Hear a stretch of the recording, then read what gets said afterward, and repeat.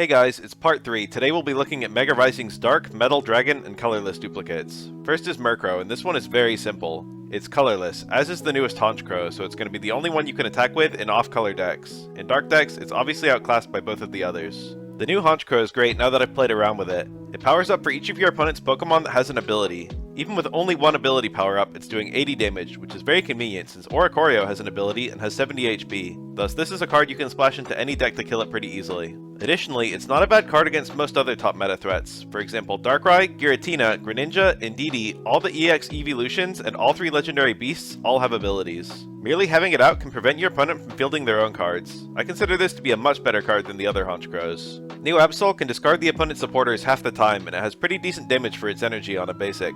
Discarding is a much stronger effect than, say, shuffling back into the deck, and additionally you get to see their hand and pick the supporter they discard. However, this card is wildly outclassed by Mega Absol, which has more HP, more damage, and a better version of the effect. Not losing when it dies is a point for this one, but it's easier to justify putting 2 energies on a mom with higher HP. This card is probably playable, but my favorite of the 3 is that leap over one in the center, since the attack is cheap and useful. Scorpy's new card attacks and retreats more cheaply, which is very nice, however it has less HP and lower damage. I think this is probably the better card in the early game, but pretty interchangeable in the middle game. I think I'd use it personally. As for Drapion, we've got 2 really interesting cards now. The first one averages about 80 damage on 3 energies, and additionally has about a 70% chance of poisoning the opponent. This damage output isn't incredible for the cost, and additionally it has some pretty notable variants depending on your luck. The new one always does 50, but inflicts both paralysis and poison on a heads flip, which seems like it would be fantastic alongside Will, and not bad even without him. I think both of these cards have the same problem, which is high energy costs on a type without energy ramping. They're both quite bulky for stage 1s, but I think they're lacking a bit in damage considering the high HP values of the EX cards they'll be facing.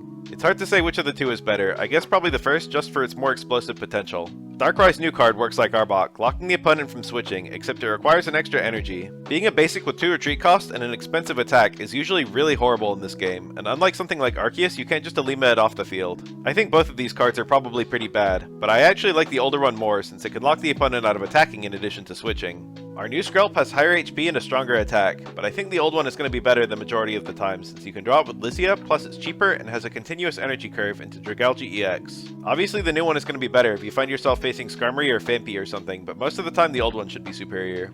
Original Marini did 20 damage on 1 energy, current one just poisons. The old card also has higher HP and a higher retreat cost. I think the original would generally be the better card, but our new Toxapex is a Venoshock card and obviously prefers the new Marini as a result.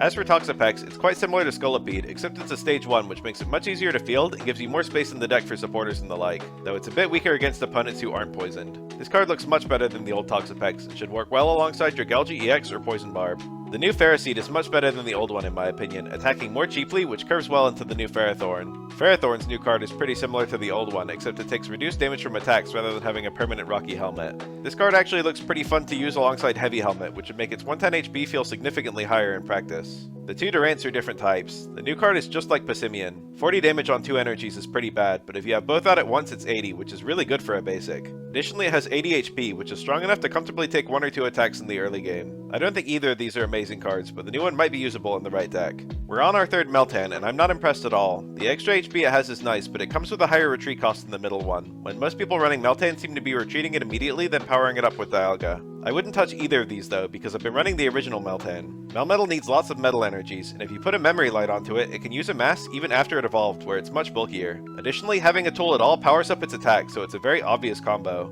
Of course, Heavy Helmet or Metal Apron on Melmetal EX works fine too, and if you're using those, I guess you can use the center Meltan, but I think even on those decks I'd rather have a mass every time. New Druddigon's got a pretty powerful attack for a basic, but oh my goodness, that attack cost is simply terrible. Even with Magby and Mantike in your deck, I can't see you pulling off that price with any semblance of consistency. The only way I can see this card working reliably is Ho-Oh, and I guess on Ho-Oh decks it could be an alternate sweeper which can break through Oricorio, but the original Druddigon can be used the same way, and additionally it's a much better ally to Ho-Oh against literally everything else. There might be something specific this new Druddigon can do, but I think the old one looks dramatically better, even before considering the new card's misfire chance. Our new Pidgey requires 2 energies, but is noticeably stronger than the original one.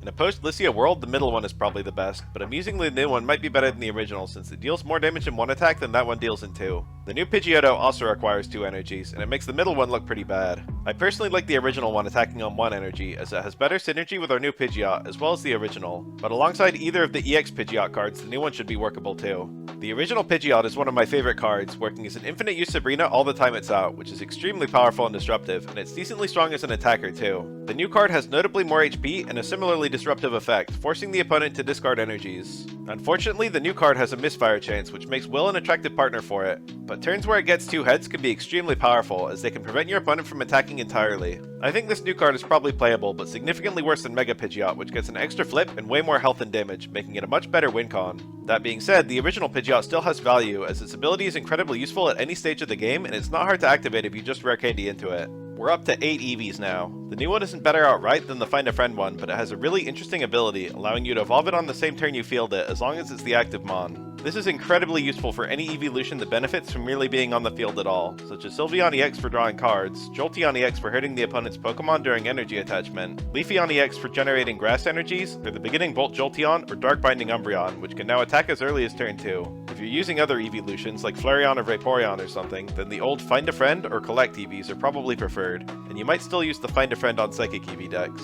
New Apom has an all-or-nothing attack on a coin flip. This would hit a very important damage threshold if it was super effective, but sadly Apom is colorless. I think the best of these 4 is the Imitate one, since it works with Lyssia and has a very useful effect, somewhat akin to Copycat. Meanwhile, the new Ambipom actually looks pretty good, averaging 60 damage on 1 energy if it's holding Lucky Mittens. Unless you're using the Catching Tail Ambipom alongside Slowking, this one looks the best of the 4, though probably still not really usable. Our new Miltank has an attack much weaker than the insane ramping of the original, but a very nice paralysis effect. Notably, this Miltank will also work alongside Whitney, so it should have quite a lot of staying power. I think the attack is just a bit too weak to be really good, and I'd rather have the original. The new Miltank isn't as vulnerable to phasing as the original is, which at least makes it easier to fit into decks.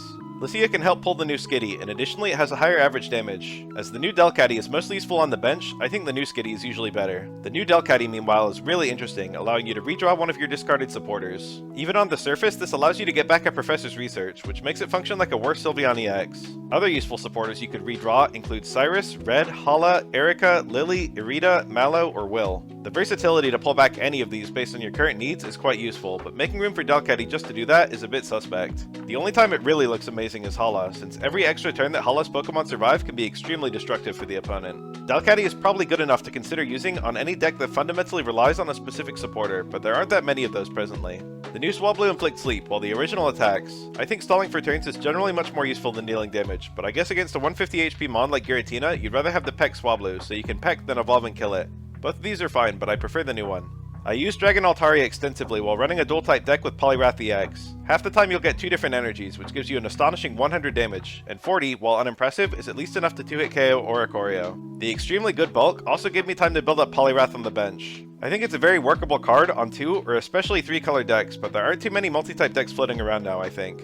The new Altaria works like a bad version of Mega Altaria, doing 20 damage at base and up to 80 with a full bench, which is also enough to kill Oricorio comfortably. I've been seeing this occasionally as an alternate Swablu evolution on Altaria EX decks for exactly that purpose. The new one is generally much better, I think, though the higher damage output, HP, and lack of weakness on the original do give it some interesting features worth considering on an existing multi-type deck. The latest Chatot does 30 damage for 2 energies and puts the foe to sleep. As usual, I think this cost is too high for such a low HP Pokemon. The Tone Deaf Chatot, for example, also causes the opponent to fail their attacks half the time, but requires less investment, which is nice. The best of these 4 is probably just the original, which has that copycat effect, but I wouldn't run any of them. New Lillipup draws a card, which I consider much more useful than 20 damage. New Herdier hits 40 for 2 energies, which I think is worse than the original's 30 for 1, though the extra 10 HP is nice.